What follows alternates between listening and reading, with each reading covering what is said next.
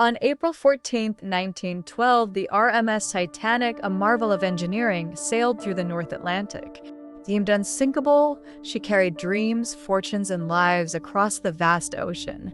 This maiden voyage, however, was destined to become one of history's most profound maritime disasters.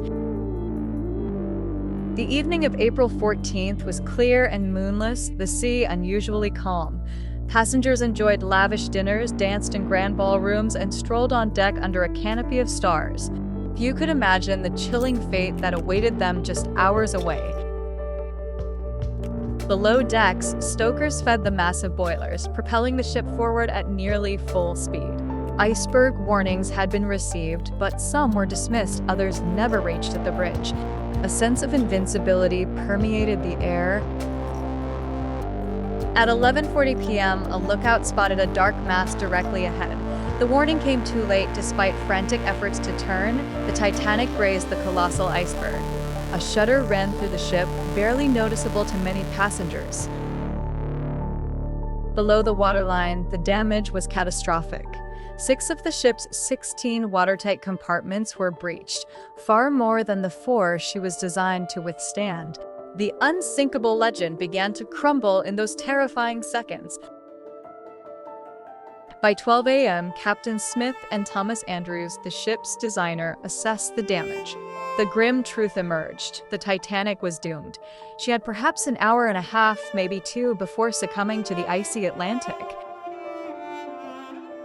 At 12:15 a.m., the first distress calls, CQD and later SOS, were sent out.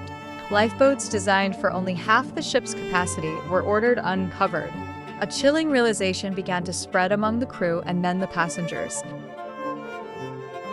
Between 1 a.m. and 2 a.m., the scene on deck grew increasingly desperate.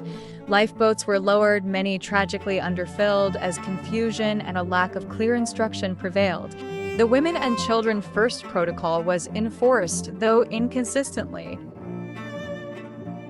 The ship's band famously played on, a poignant soundtrack to the unfolding tragedy, attempting to maintain a semblance of calm.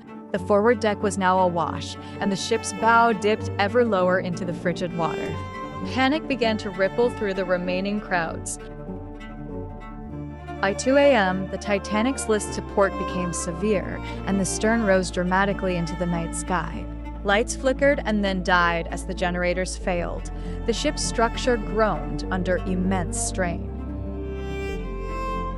At approximately 2:18 a.m., the Titanic's immense weight caused her to break apart between the third and fourth funnels. The bow section plunged rapidly, pulling the stern high into the air before it too slipped beneath the waves at 2:20 a.m. Over 1,500 souls were cast into the freezing ocean. The silence that followed was broken only by the cries of those in the water. The RMS Carpathia arrived hours later, rescuing just over 700 survivors from the lifeboats. The world awoke to the shocking news of the Titanic's demise. The sinking of the Titanic remains a profound lesson in hubris and human vulnerability. It led to sweeping changes in maritime safety regulations, including mandatory lifeboat capacity and 24-hour radio watch. The mystery of its resting place captivated generations, finally revealed in 1985. The Titanic's story endures, a somber reminder of a night when the unsinkable met its fate.